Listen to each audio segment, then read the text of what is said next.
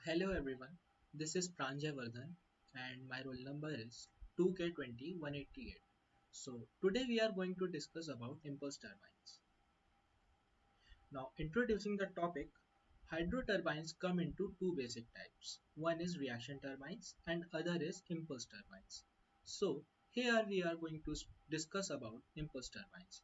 In contrast to reaction turbines, an impulse turbine is an interaction of free jet at atmospheric pressure on a series of curved buckets mounted on a wheel. The pressure is atmospheric throughout the run-up. The Pelton turbine, named after the inventor, is probably the most widely used kind of impulse turbine. So much so, the term Pelton turbine has become a generic name to imply impulse turbines.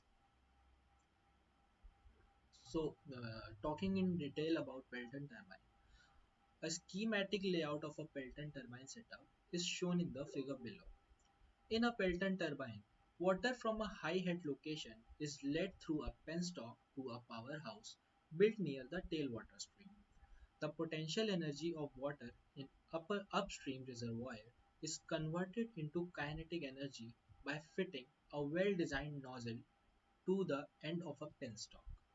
The nozzle produces a coherent circular free jet of water that impinges uh, on a series of suitably designed curved vanes fitted on the rim of the wheel.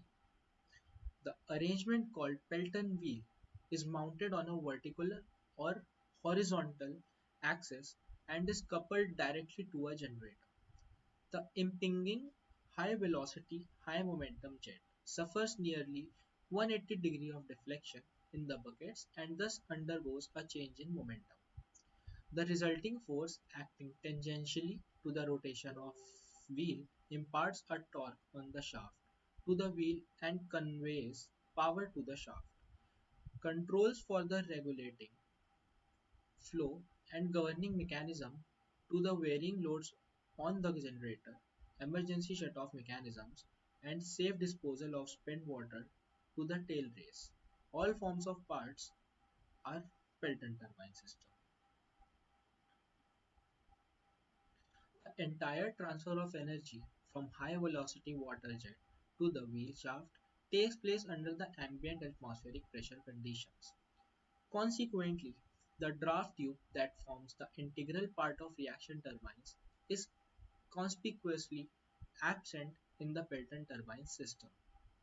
Other components of reaction turbines not found in the Pelton turbines are roll cage, stayways, and wicket gates. Thus, the Pelton turbine setup is relatively simpler with fewer components and consequently easy to manage. The Pelton turbine is ideal for high head and low discharge situations. The number of jets in a turbine is usually one. However, where additional power is needed and adequately large water supply is available, multiple jets ranging from 1 to 6 are used. As multi-jet units are expensive in the view of additional components and control mechanisms, the choice between more units of single-jet turbine and smaller units of multi-jet units is based on economic considerations. Generally, vertical axis mountings are used when more than two jets are employed.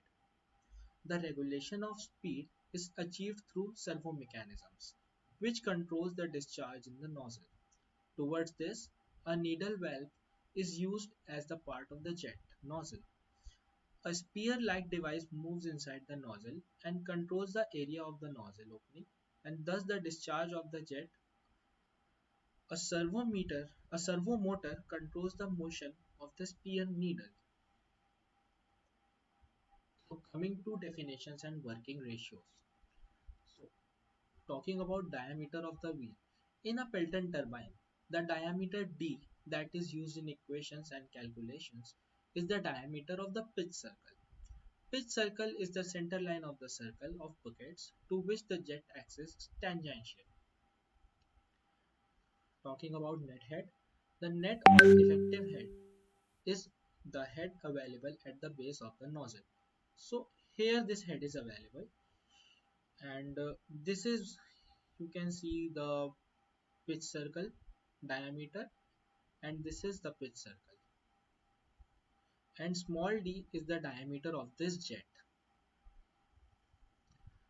and the nozzle is considered as the integral part of the turbine. Here, net head equals to H gross minus HPL minus HSN. Now here H gross is the gross head, which is defined as the difference in water surface elevation of upstream reservoir and the tailwater level. And HPL is the head lost in the penstock. And HSN is the height of the lowest nozzle above the tailwater level. Now talking about the kinetic energy of the jet, let the nozzle produce a jet area of A1, diameter d and the velocity v1 at Vena contractor. Ideally, if there were no losses, the entire net head H would be converted into kinetic energy of the jet. But there are three kinds of losses in this energy. Now talking about the speed ratio, the ideal velocity that can be generated from the net head H is equals to under root 2 gh. This is known as sprouting velocity. The ratio of the peripheral velocity of the buckets at the pitch circle is u to the sprouting velocity is known as the speed ratio, which is denoted by Ku. Now talking about the specific speed, as the reaction turbines, the specific speed of the Pelton turbines is defined as Ns equals to n root p whole upon h to the power 5 by 4. In this, h is the net head in meters and n is the peripheral speed of the wheel in rotations per minute, and P is the brake power in kilowatt developed by jet. The impulse turbines have specific speed in the range of 8 to 30. The best performance is obtained at around a value of Ns equals to 17. The range of 13 is to 23 for this Ns is acceptable. However, the value of Ns beyond this range show a markedly sharp drop in efficiency. This is valid for each of the jets in multiple jets, where maximum number of jets can be 6. In effect, a multi-jet turbine of say 5 jets is equivalent to a single jet separate turbines. This concept is made use of in the selection of either the number of turbines or the number of jets in a multi-jet turbine or combinations of these in hydropower development project of high power potential. Now talking about the rotational speed, which is denoted by n, the rotational speed in RPM is related to the tangential velocity of the wheel u. Now u is given by pi dn by 60, and putting the values of d and n, we get d and u, we get n is equals to 60 ku root 2 gh by pi into 1 by d. Since Ku varies in small range and the speed n is essentially a function of wheel diameter d and varies inversely with d, Pelton turbine have a wide range of speeds covering 75 to 1000 rpm. However, a range of 300 rpm to 750 rpm is generally preferred unless the speed is very low. The generators are directly coupled to the turbines and speed is adjusted to the synchronous speed. The synchronous speed of the generator is given by NSY equals to 120 F by P, where P is the power. Now coming to coefficient of velocity of nozzle, the jet issuing out of the nozzle has the least diameter d and the velocity v1 at the Vena contractor.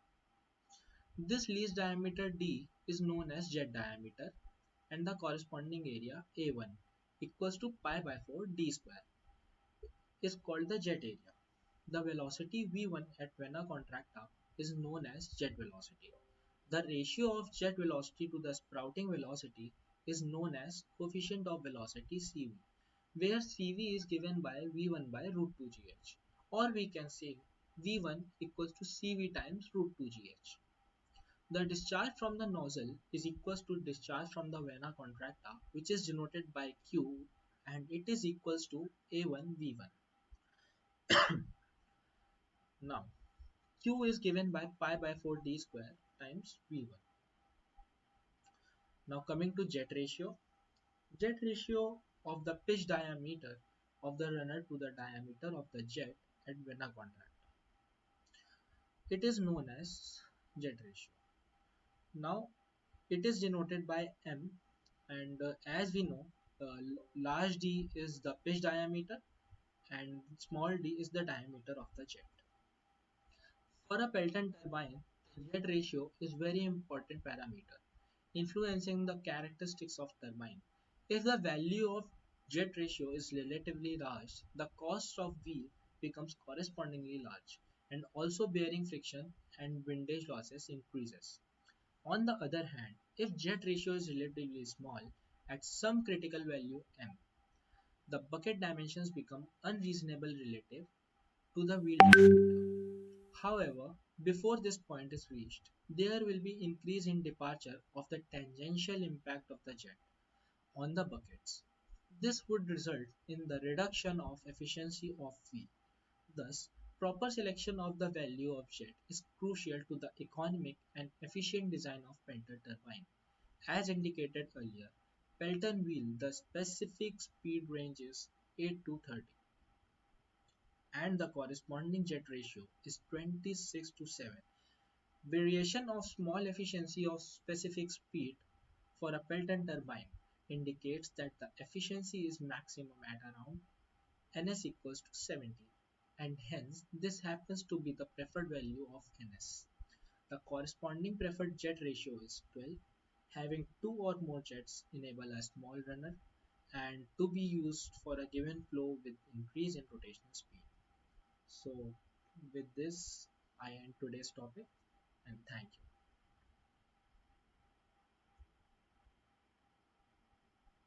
Good morning, everyone. Today, we'll be discussing about Pelton turbine. This is Pranshu, and we'll dive deep into Pelton turbine. We will discuss about its design, its operations, its efficiency, its torque, its power, and basically everything. So this is what a Pelton turbine looks like.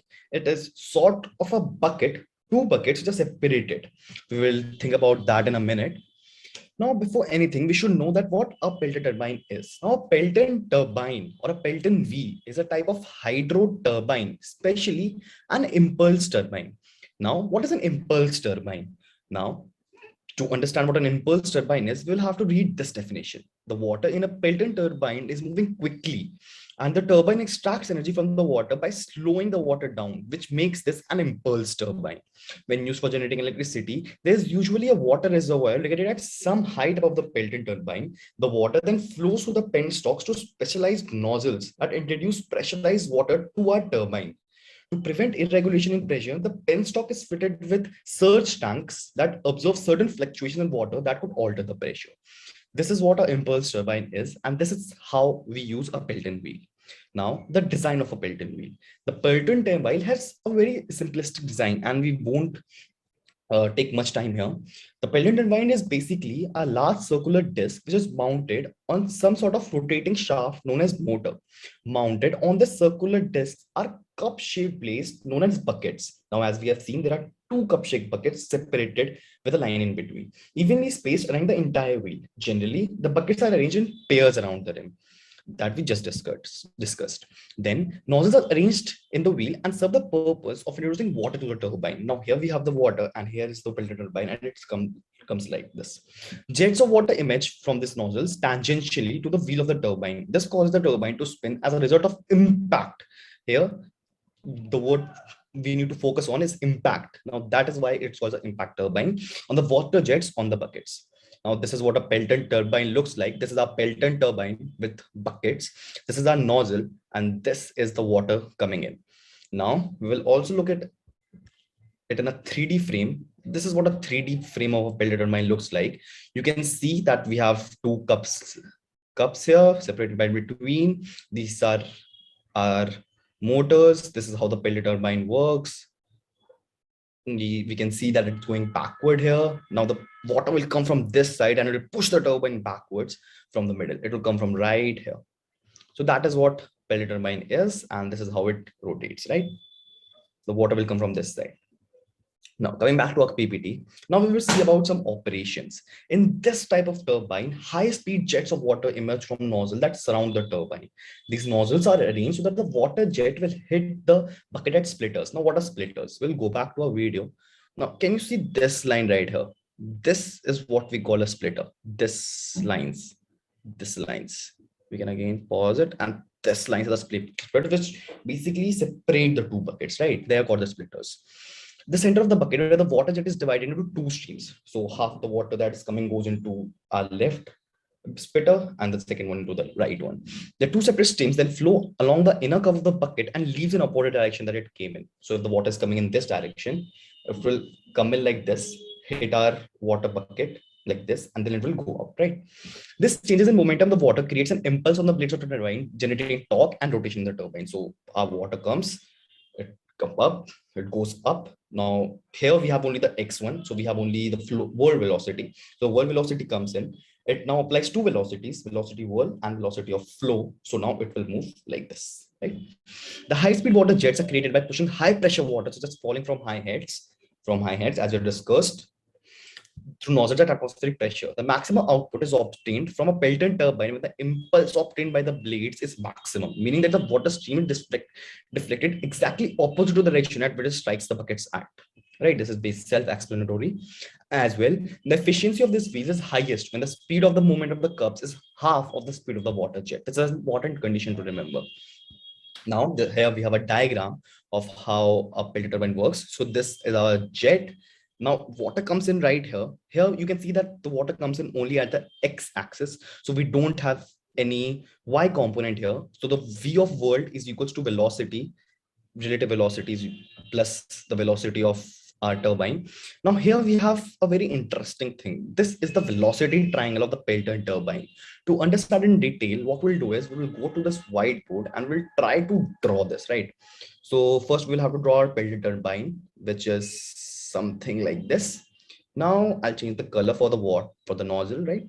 This is the nozzle.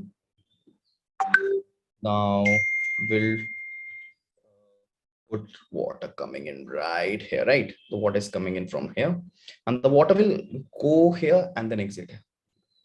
Same amount of water will come here and exit here. Okay, now for the velocity triangle. When the water comes in here, this one, here we have a velocity VW, which is nothing but the horizontal component of a velocity from the jet. It won't have any horizontal component.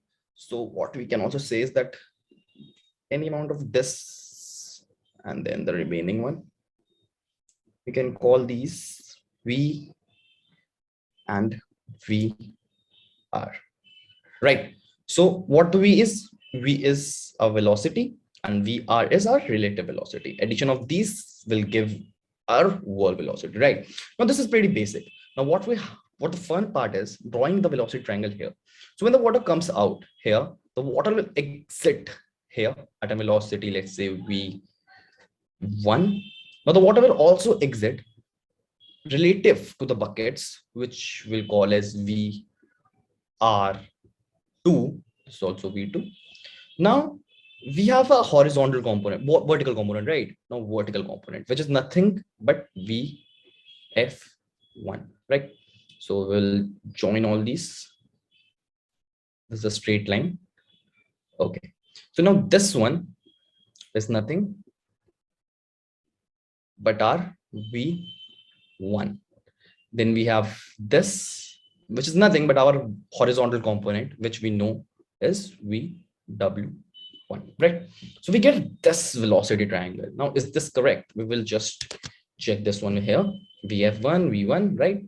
Now we also have two angles here. This one is called the blade angle beta, and this one is called the relative angle, which is, oh, sorry. Okay. So here we have gamma and here we have beta, right? So this is our velocity triangle. Now, once we are done with this, we'll now go into the calculation of power. Now the power can be calculated by this simple formula, where omega is angular velocity of the wheel, which we all already know. Now, the next thing we'll discuss, and which is very important, is torque. Now we know that u is equals to pi d n by 60. We have learned this. And angular velocity is 2 pi n by 60. We also know this one. Now, after we derive this, this is the final formula we get, right, to solve our equations, but we'll not go into that right now. From what can you decide from this equation? We can decide that it is easy to see that the torque varies linearly with the tangential velocity u with the speed of the runner. The torque is maximum at u is equals to 0. That is when the wheel is at rest. Further, the torque reaches a minimum value of 0 at u is equals to v1, right? Okay. Now, we will discuss about efficiency. There are various types of efficiency, like the overall efficiency, hydraulic efficiency, net efficiency. We'll go into all of that. What is hydraulic efficiency? It is a ratio of power produced by the runner of the turbine to the water energy supplied to the bucket of the runner. uh, I'll repeat this: ratio of the power produced by the runner of the turbine to the water energy supplied to the bucket of the runner, right? So here we will represent turbine by NH, and where we have this formula. This expression can be also written as this, and we derive this, right? Now we go on to the next three main important efficiencies, which is the mechanical efficiency, volumetric efficiency, and then final one, the overall efficiency. Now, the mechanical efficiency is defined as the power available to the shaft to the power produced by the runner. I'll repeat it. The mechanical efficiency is defined as the power available to the shaft to the power produced by the runner. Here we have a basic formula of how to use this. Then we have volumetric efficiency. The volumetric efficiency is a ratio of the actual quantity of water on the runner blades to the net quantity water supplied to the turbine is in volumetric efficiency. Here we can again see the formula. Then we have overall efficiency, right? So overall efficiency in a Pelton turbine wheel is defined as a ratio of power available at the shaft to the net power at the base of the nozzle, right? Then we have advantages of, just give me a minute. Yeah. Then we have the advantages of Pelton wheel. Pelton wheel has many advantages. It is one of the most efficient turbines we have out there. We'll just discuss three or four. The Pelton wheel turbine is the most efficient available hydro turbine, as I already said. It operates a very flat performance curve. It works on low discharge and high head. As we know that water forms from a high head to the nozzle, so the higher the head, the better it is.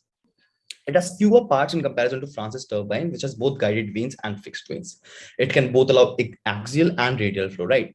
Now, we know that Pelton turbines are very great turbine, but it has to have some comebacks, right? So we'll get to that. Disadvantages of Pelton turbine. Some disadvantages of Pelton turbines are presented here. The efficiency diminishes prominently with time. It is a very rigorous turbine, and as time passes by, the efficiency drops. The runner, powerhouse, and generator are large in these turbines. As we have already seen in the first picture, this is what a general Pelton turbine looks like. A man must be 5'8" or something, and this looks humongous, right? Then there are some challenges in controlling the operating head because of the high heads. That is for sure. The higher the head, the challenging it is to manage that, right? Now, what are some of the applications of Pelton turbine? The Pelton wheel is the preferred turbine for hydropower when the accessible water source is comparatively high hydraulic head at low flow rates. The head is from 150 meters to 2000 meters in hydraulic power plants. Self-explanatory. In the hydraulic power plant, this is employed to drive the turbine generator to generate a turbine mechanical energy into electrical energy. That's what turbines do, right? To obtain the highest power and efficiency, the turbine blades are designed in a way that water jet is twice the speed of rotating buckets. So that is it for Pelton turbine. If any doubts, I'm here. Thank you. This was Pranshit Chaudhary, and the topic was Pelton turbine. Thank you. Hello, my name is Prateek Garbanda, third year mechanical branch, roll number 2K20 ME 190. So I am discuss about main component of Pelton wheel turbine. The first one is talking about the wheel, second is bucket, third is nozzle, fourth deflector, fifth is enclosing chamber, which is also known as casing. First we discuss about uh, wheel assembly and bucket. So wheel. The runner of the Pelton turbine, commonly called the wheel, buckets are mounted on the wheel at evenly spacing for their efficient output. Basically, two types of fabrication are in commonly used. First one is modern power equipment manufacturing. It is commonly used in most of the Pelton wheel. It is adopted for bigger and higher power machine and which is higher power input machines. And second one is for small and medium fabrication machine. It is the it fixes both disc and bucket separately with suitable nut and bolts. Used of stainless steel in both of the blade for their for their efficient use and minimum losses. Installation. It is basically based on number of jets we used. Then we talk about buckets. Buckets. The shape of buckets used in present turbine are a combination of two semi-ellipsoidal shaped cup joined at the side. These blades act as splitter, as we shown in the image.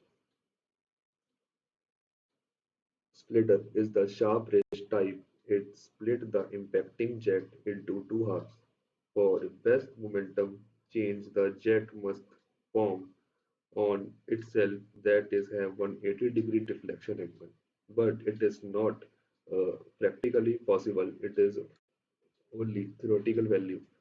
For practical consideration of avoiding the interface of the oncoming and the returning jet, use jet are 160 to 165-degree angle.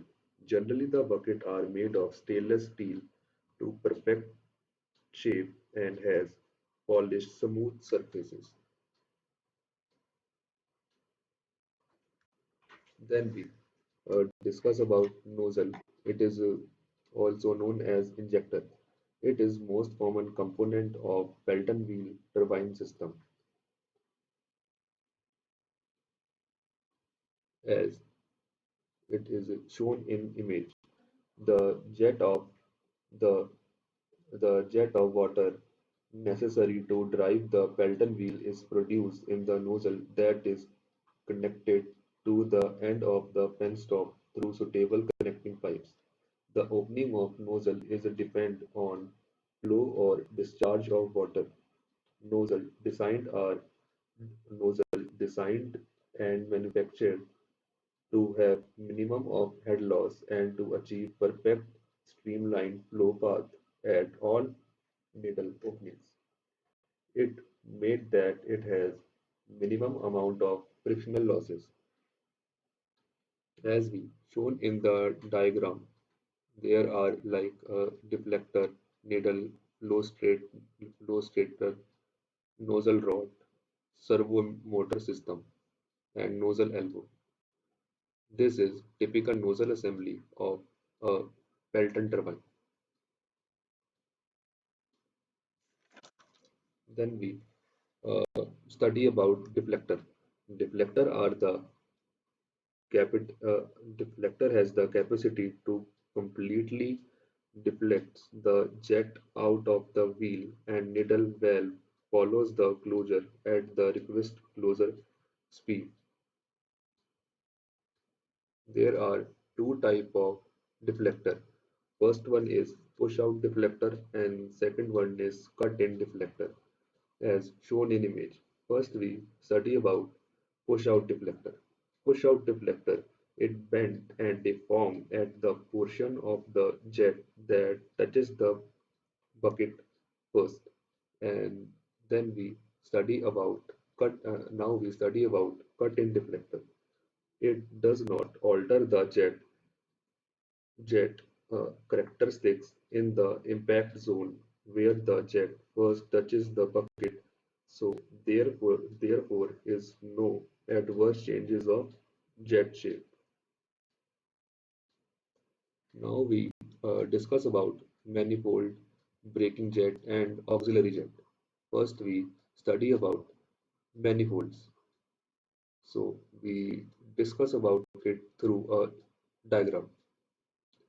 This is systematic scheme of the manifold and jet arrangement in a six-jet Pelton turbine. Manifold. Manifold is basically used when more than one jet is used in Pelton turbine. The flow of the form from the penstock has to be divided into separated pipes to feed each of the nozzle. The connecting pipe assembly that is used to connect each nozzle to the main penstock. The main feature of the manifold is to distribute the total flow to all the nozzle evenly with minimum amount of losses. This is figure which mainly show 6-jet Pelton turbine. It consists of runner, Y junction, braking jet, main inlet valve, nozzle with needle valve. Then we discuss about braking jet. It is mainly used for stoppage of the wheel by jet flow. This flow acts as resisting force in the opposite direction.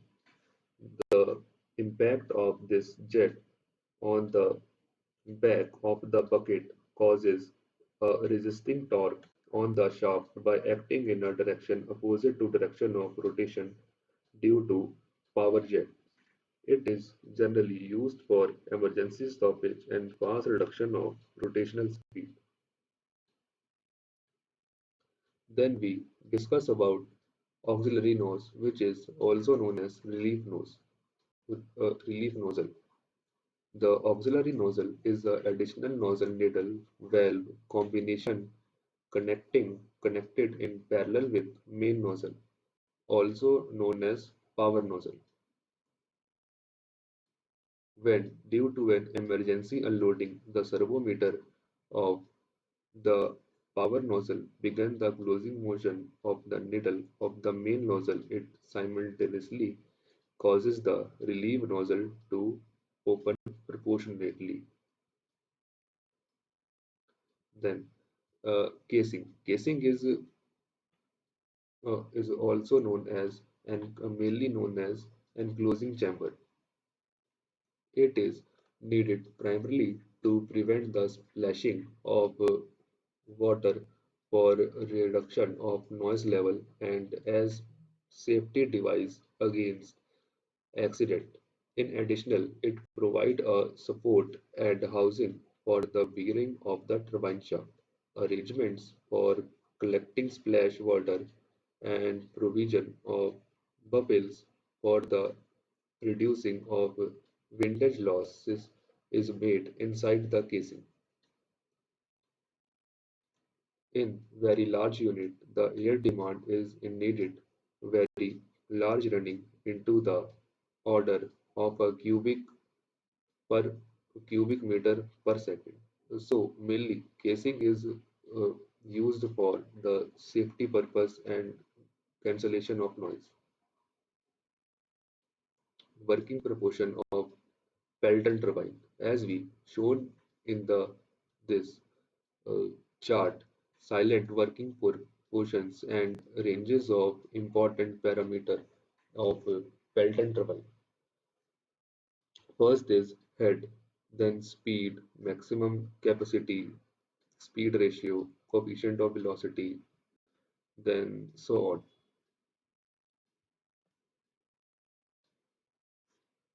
So thank you. It is then my part is over.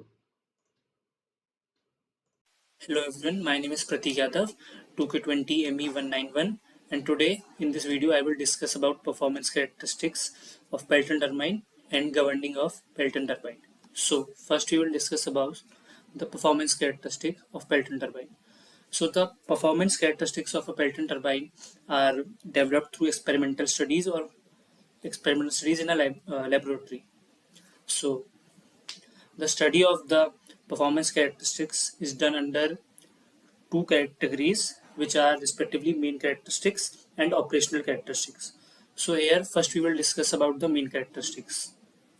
So the first point is that in these under all conditions the head is taken as constant and the things varies, which are q, which is unit discharge with unit speed, n, variation of power, p, and variation of efficiency, etc. So the first case is variation of discharge. So as we remember, the head is kept constant in all the cases. So if we see the graph, it is seen that the discharge is constant and does not vary with the speed. This is true for all the cases. So the velocity of jet remains constant at any valve opening. So for different valve opening, the velocity of jet will remain constant. This has to be remembered. The needle valve setting to any value changes only the area, not the velocity. Also, the discharge that remains constant for all speeds. The discharge also remains constant for all speeds. Also, the area changes, not the velocity, in the change of variation of discharge. Now we will discuss about the variation of power. So if we will see the graph between unit power and unit speed for a Pelton turbine, we will see the graph comes out to be parabolic. So the power varies parabolically with unit speed, which is u upon v1. V1 is jet velocity. So for a constant head, the jet velocity v1 is constant. So the power p is only function of n for only for this case. And also the location of peak is essentially constant and varies within a narrow range of nu.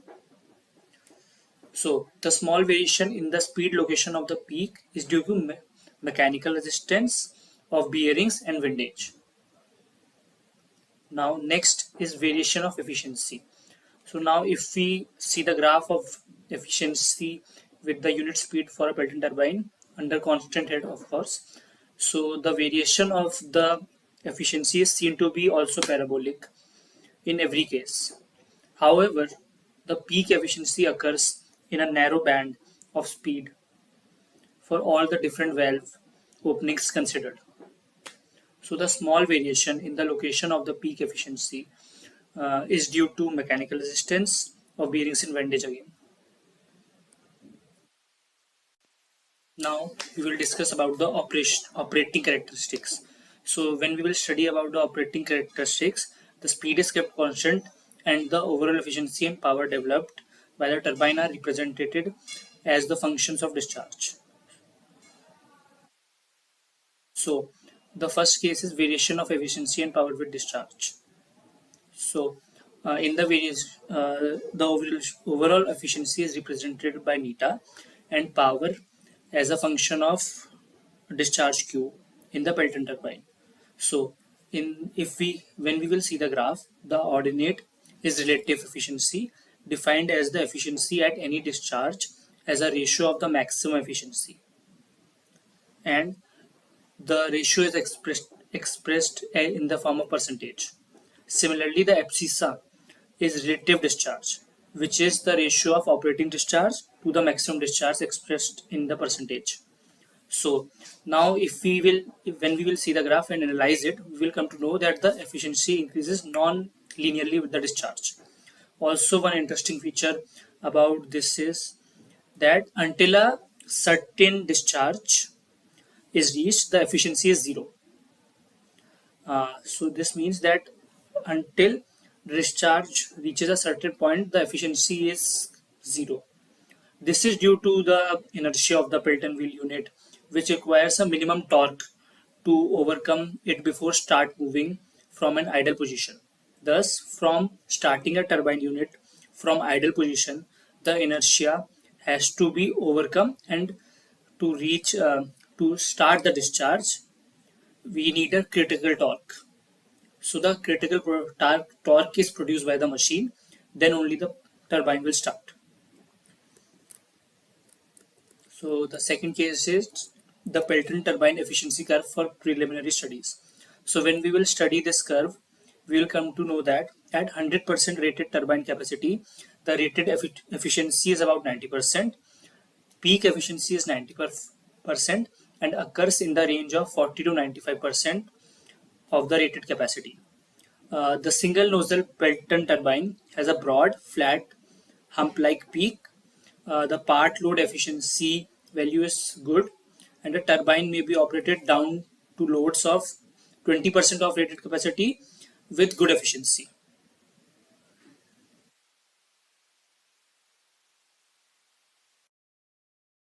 Now we will discuss about governing of Pelton turbines. So let's first discuss about governing of turbines. So governing of turbine is the operation by which the speed of the turbine is kept constant under all working conditions. It is done with the help of a governor. So also to note, the governor used in this process is pretty strong because the water strikes with a large force and large velocity. So a strong governor is needed. So now we will discuss the case of Pelton turbine. So the governing action is essentially through regulation of the needle valve and deflector acting in unison. On receipt of signals from the speed governor, the servometer directs the actuating mechanism of the needle valve and the deflector to act according to the nature of adjustments required. So now we will consider the case of partial load rejection in a single jet Pelton turbine. So on the receipt of the signal of the partial load rejection, the action to be taken is signaled as reduction of discharge. So the actuating mechanism of the deflector acts first and deflects a part of the jet so that only the requested discharge from the jet is impinging on the buckets. So also to note, the action is almost instantaneous. The needle in the nozzle starts moving forward to cause reduction in the area of the nozzle opening. The motion is in slow closure mode so that water hammer pressures do not occur in the penstock, not to harm the penstock. Simultaneously, the deflector is also pulled back at a regulated speed so that at any time only the requested discharge impinges on the bucket. To understand this point, we can write that the deflector is pulled back and regulated at a speed so the accurate amount of water is impinged on the buckets, not more or not less. Now, when the needle in the nozzle is in the final position, the deflector will be in the fully pulled out position. The regulation operation is now complete for this load change. So there is another case of a change from part load to full load acceptance. In this case, the signal is for the increase of discharge in the nozzle. Based on the signal from the sensor, the servometer causes the actuating mechanism of the needle in the nozzle to pull back to cause the requisite enhancement of the area of the jet. The jet velocity being constant, increased jet area causes discharge in the jet. The pullback of the needle will stop as soon as the requested jet area is achieved. Also to note that in this phase there is no role of the deflector. The deflector will be fully pulled out in a fully pulled out condition. Now there is another governing of a multi-jet Pelton. To note that the governing operation in a Pelton turbine is a complicated cast. At the basic level of an individual jet, the actuating procedure of the needle in the nozzle and the deflector is the same as described above in the governing case of a Pelton turbine, single jet Pelton turbine, not a multi-jet. It's same in both single jet and multi-jet Pelton turbine. However, the exact operation schedule covering all the nozzles in the turbine is complex due to the number of alternatives available. Now we can consider a case in which a 6-jet Pelton turbine having a sudden partial load shedding.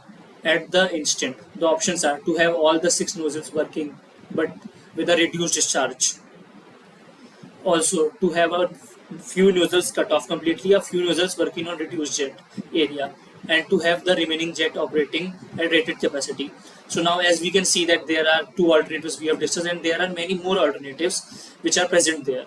So this for a governing of a multi-jet Pelton is a very complex process, not like a Pelton turbine. For a Pelton turbine there is a specific way to do governing, but for a multi-jet Pelton turbine there are various ways to do this. So depending on the efficiency characteristic of the turbine, an optimization pattern is developed for a variety of possible partial load conditions, and the corresponding operating instructions are fed to the controller to follow.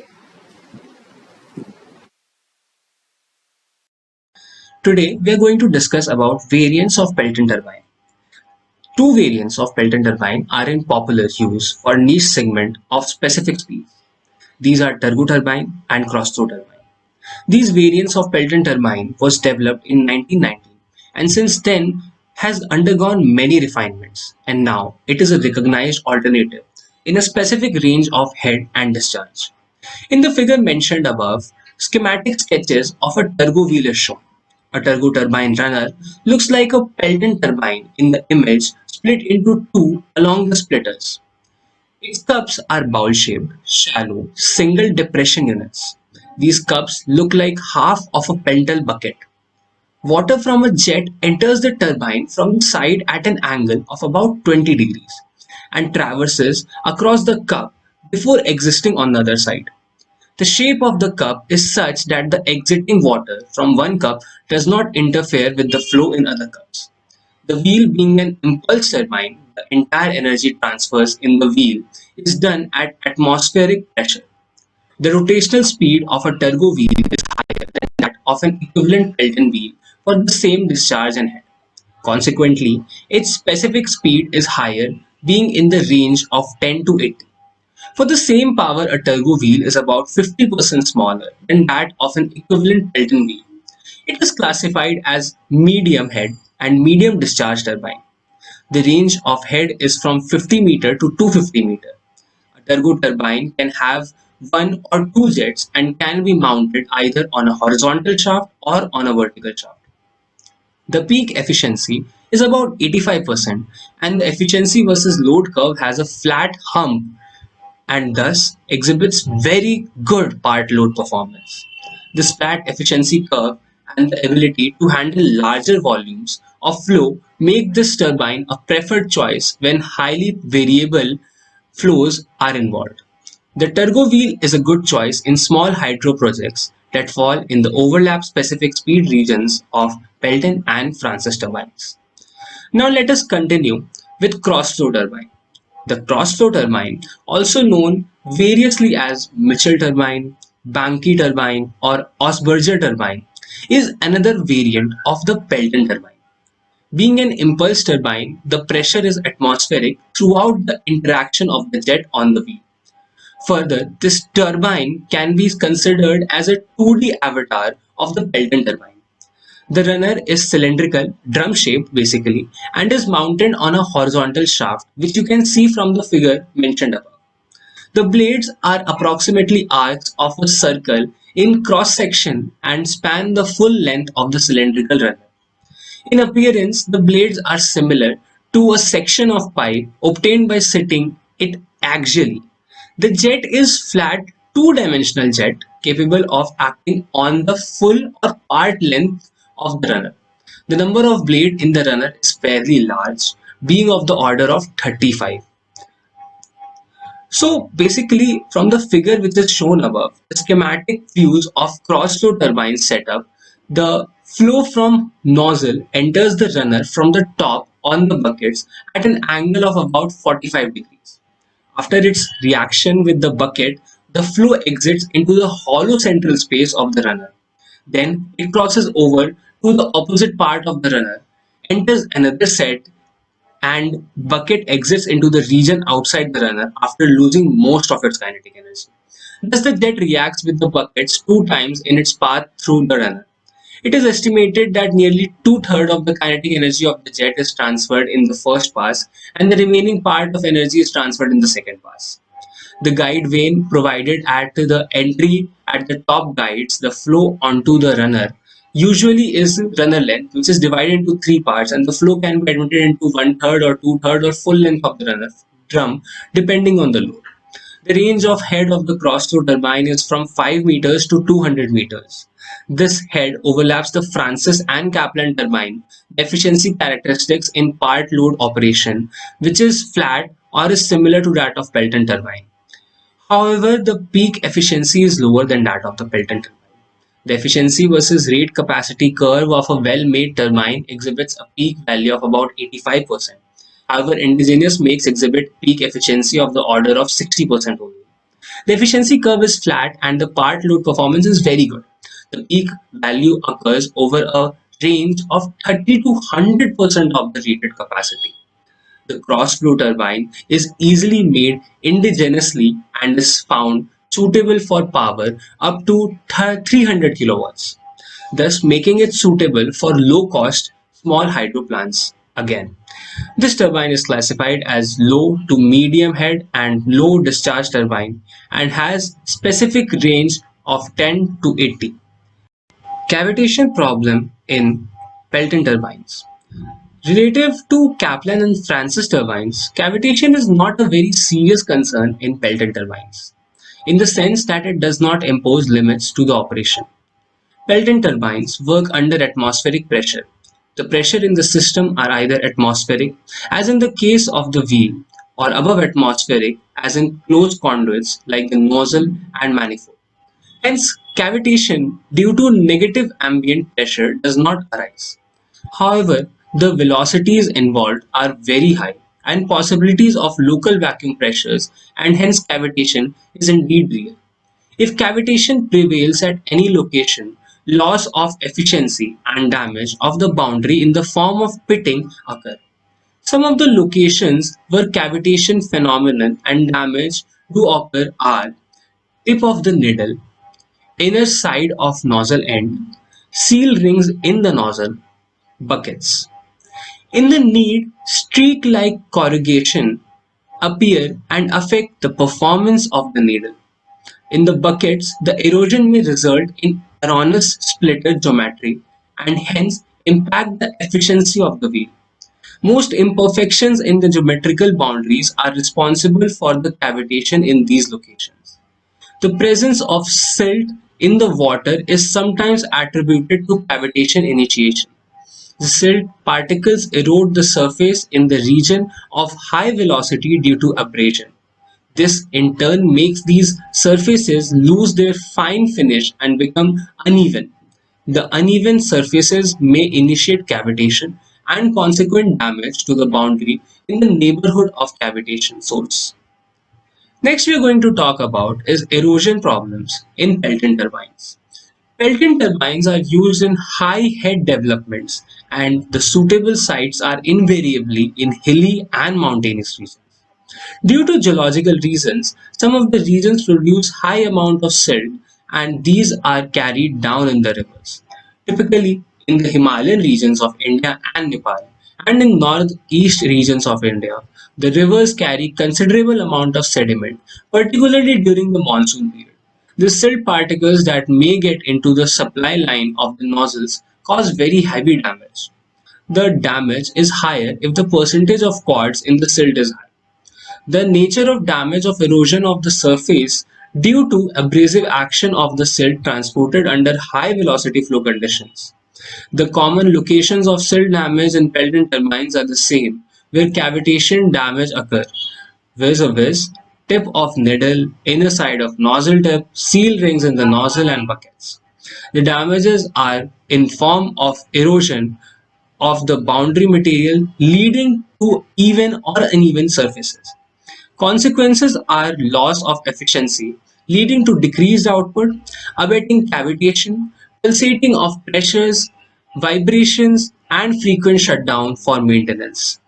Proper control for entry of silt, use of hard stainless steel like 13 chromium 14% nickel or 16 chromium 14% nickel for the component, use of hard coatings and frequent maintenance are some of the possible remedial measures to mitigate this damage.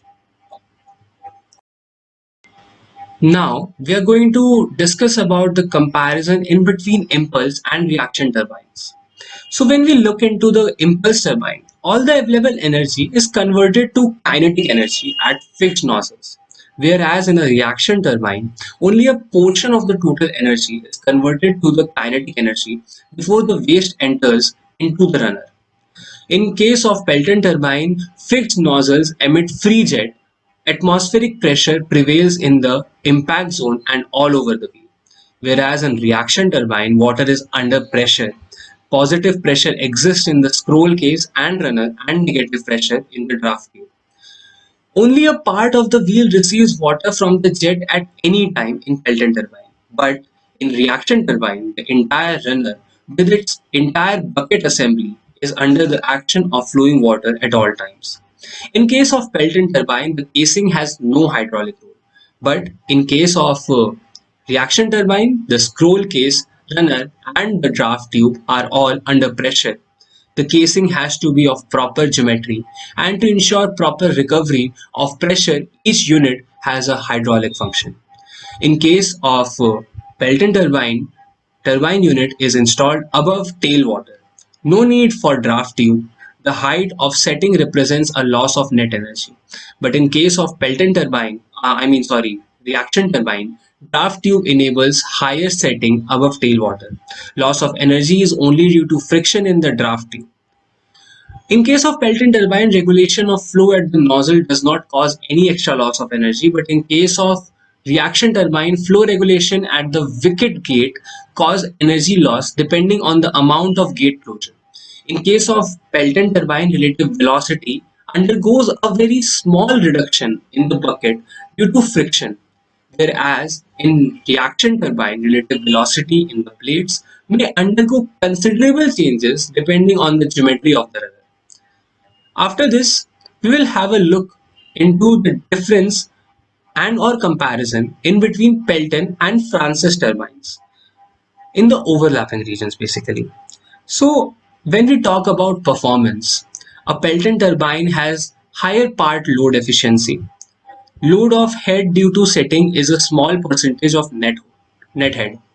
But in case of Francis turbine, 3% higher peak efficiency is there and low outlet loss is there. When we talk about operational features, no major concern regarding cavitation and part load is there in Pelton turbine. But in case of Francis turbine, there is also the possibility of high part load vibrations and cavitation and vibration of axial thrust. When we talk about abrasion sensitivity to silt laden water, in Pelton turbine, due to being affected by erosion action, drop in efficiency due to erosion. But in case of Francis turbine, more more parts get affected. Runners are difficult to code properly. Resultant drop in efficiency is more than that of Pelton. When we talk about lifetime cost, relatively low thanks to technology of forged runners and coating of buckets. And in case of Francis turbine, higher lifetime cost due to effect of sand erosion and cavitation.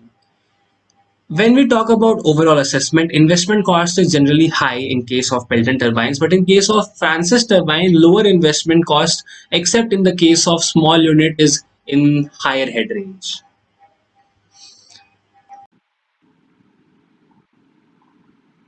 Good morning, everyone. I'm Praveen Kajaval, roll number 2K20, ME193. Today, I'll be presenting on the topic selection of turbines in the subject fluid systems. So, we'll be looking at how to choose the right turbine for any hydropower project. So, initially, a basic survey of the topography of the area and hydrology, power, and the costs involved is performed. Then turbines are selected in such a way that they match the specific conditions in which they are to operate and have maximum possible efficiency. The main factor for choosing any turbine for the project is efficiency. And then we look at other technical factors such as head, discharge, and the specific speed of the turbine. So selecting turbines based on head is one of the primary ways of choosing a turbine for a project.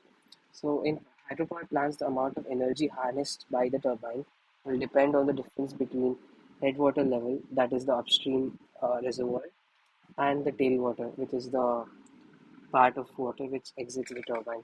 So the difference between these heights is called head, and higher the head, the higher the rotation speed of the turbine. So the more the rotation speed, the more electricity that the turbine produces. This is known as hydraulic head difference, and it represents the amount of energy that can be transformed into electricity by the turbine.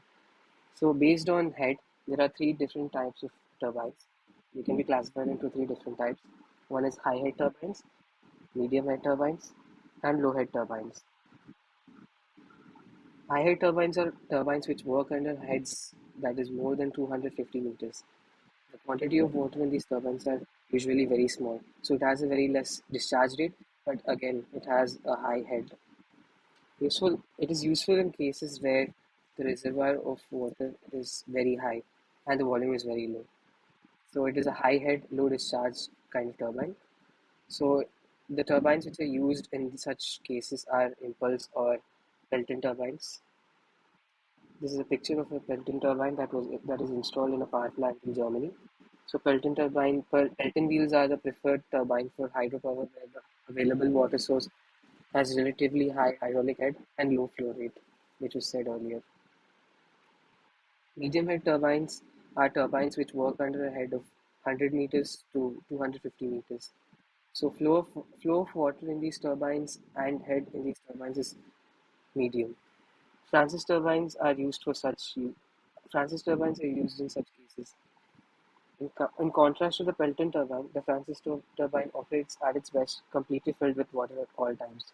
So next we'll be looking at a picture of a Francis turbine.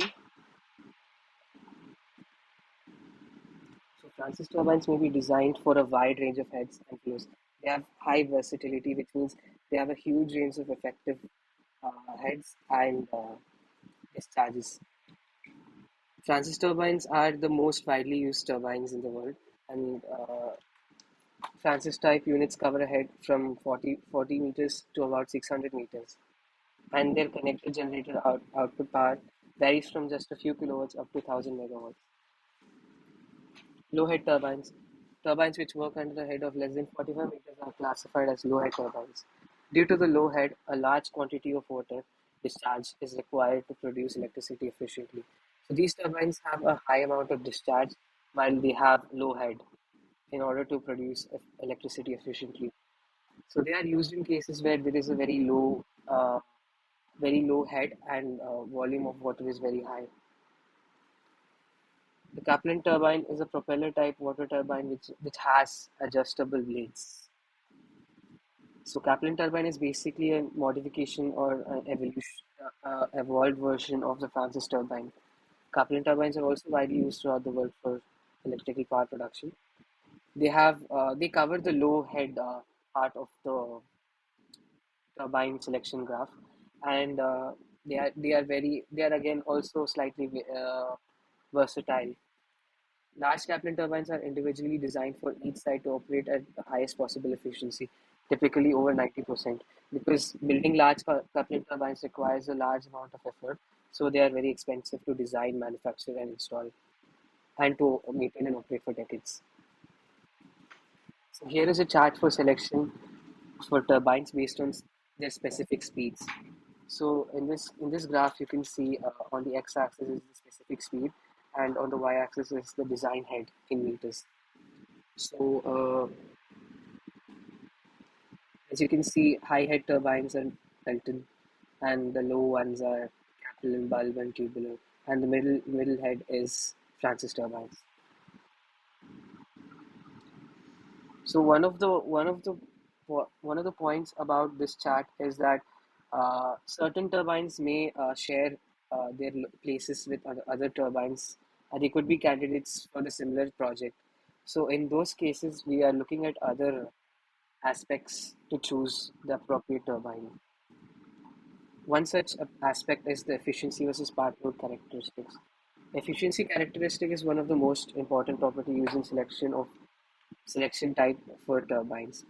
Best efficiency is by Pelton, followed by Kaplan, Francis, and then cross-flow turbines.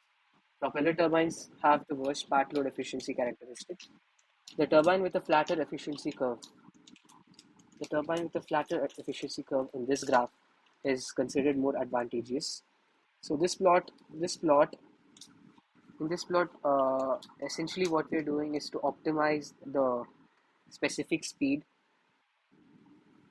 to achieve the best efficiency in this use case.